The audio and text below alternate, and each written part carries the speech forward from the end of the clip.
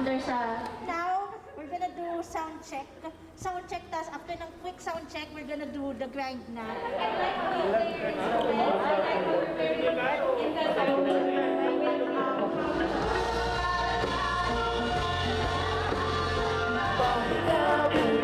Ako nang bahala, basta sa labis ang iyong nagawa. Mapapatayo pa ako, tatay ko.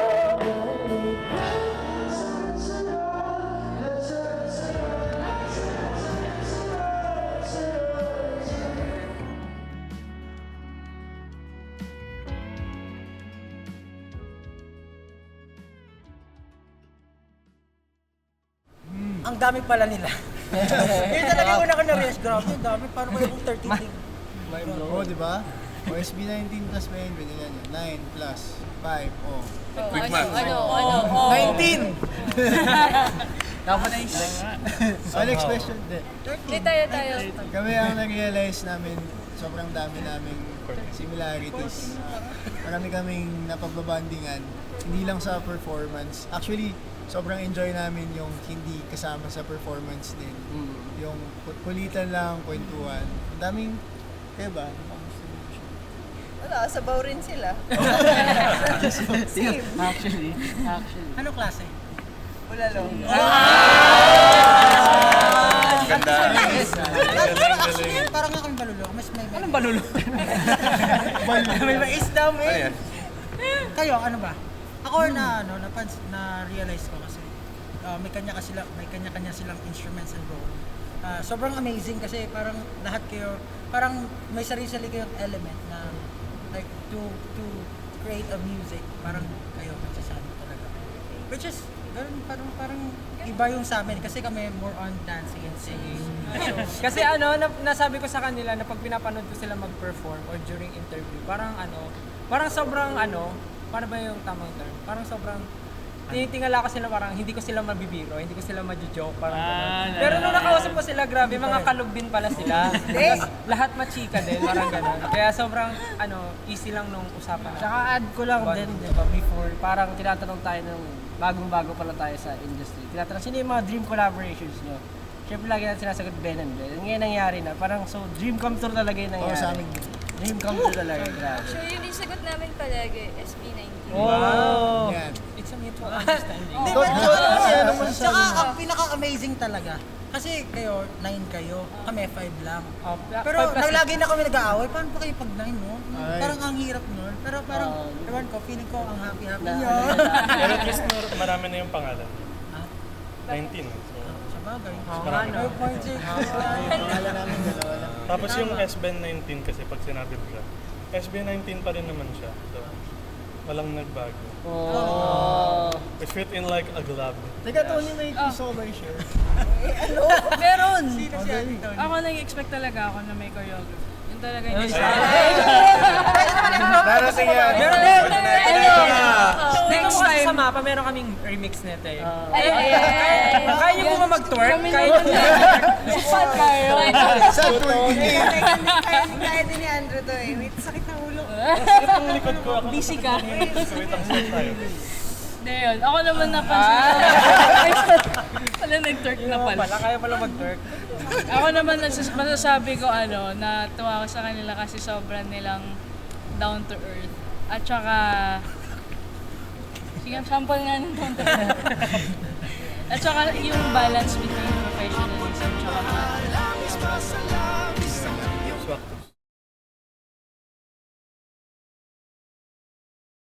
Go, Pao. Ano yung tanong? May sagot ako. Sige. Madaming magandang output kapag nag-work kayo together. Oo nga. Parang, So yun na yun. parang breaking through other, parang genres. Parang kasi, di ba, minsan yung nangyayari, yun nga, yung specialization natin, sing and dancing, sa kanila, instruments talaga. So parang bagong mundo at bagong talaga nangyayari. Sa totoo lang, parang nakakabanga na makipag-work sa hindi mo parang gamay na feel. Pero, di ba, super, parang magical yung mga nangyayari at parang kakaiba talaga sa feeling. Ganun. Ang ganda rin kasi yun nga, since magkaiba yung nature ng groups namin, parang makikita mo rin siya sa approach sa pagsusulat magkaiba. So to work on a song like MAPA, na yung songwriting tsaka yung vocals nagsimula sa, syempre, binase namin dun sa original version ng SB19. Tapos nilagyan namin ng arrangement na Ben&Ben. Parang magkaibang approach ng music nung naghalo sila. For us, it was a really completely new experience. Kaya sobrang musically din nag-enjoy kami. Saka di ba? Parang masabi ko lang na parang music really brings us together. Yes. Kasi kami sa genre namin, parang hindi pa siya ganun ka-accepted talaga ng mga tao. Unlike sa genre niya na parang yun talaga yung mga pinapakinggan ng mga Pero tao. nag-start din kami na gano'n na hindi pa accepted yung genre natin. So, okay din siya na parang buhay. Parang hilaan. So, hopefully sana sa OPM maging open yung mga ibang artists na mag-collaborate with other artists kahit hindi nyo ka-genre kasi tulungan, hilaan. Unlimited possibilities. Unlimited power.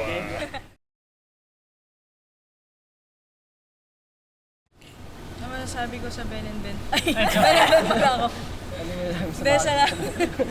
Hindi, sa SB19, sobrang salamat kasi binigyan nyo kami ng chance to work with you guys. And iba kasi talaga yung experience namin working with your song. Sobrang ganda ng song nun. Tapos para mabigyan kami ng chance to interpret it in our way and yung combined yung kung paano natin gawin yung mga bagay-bagay. Sobrang laki ng honor for us. So thank you so much. Tsaka balik kayo.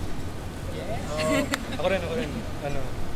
I think most people when they think of you, they see the end product, they see the final work, they see the beautiful things that you create, but what people still need to really understand more is the hard work that you guys put in, and parang being first-hand witness to that, kitang-kita namin yung work that you put in, and it's such an honor to see people who are so passionate in their field, and it's sobrang laking honor talaga to work and make something new.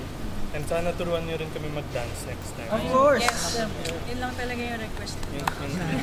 Ako Kamilasos. Hindi, ako gusto ko lang magpasalamat for giving us the chance to be your friends. Kasi sobrang solid yung mga tao. Para na tayo yan. Para na tayo sasagot. Honestly, ako, parang they're not just good musicians, but they're good people as well.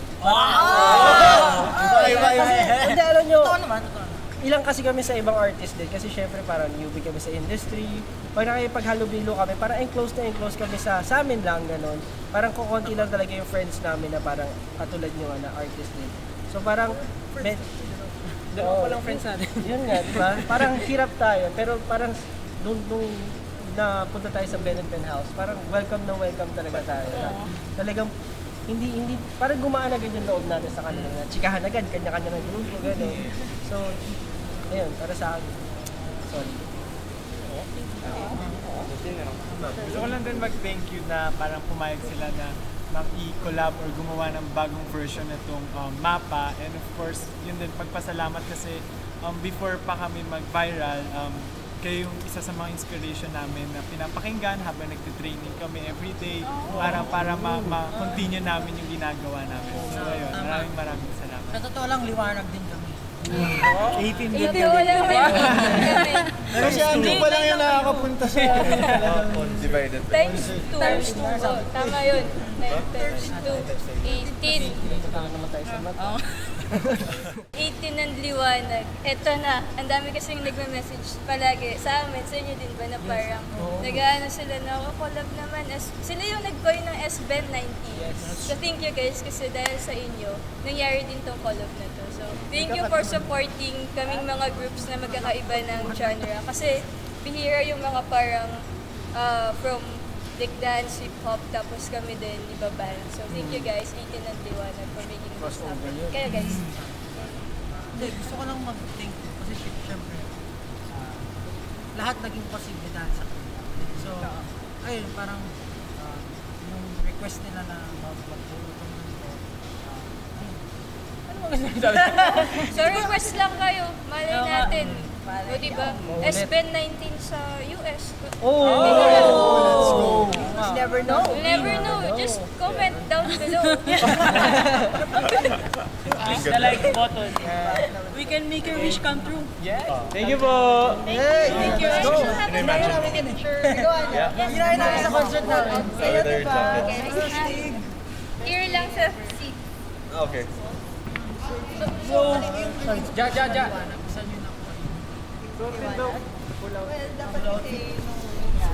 Bulot daw guys, Jack. Pangako, tatay ko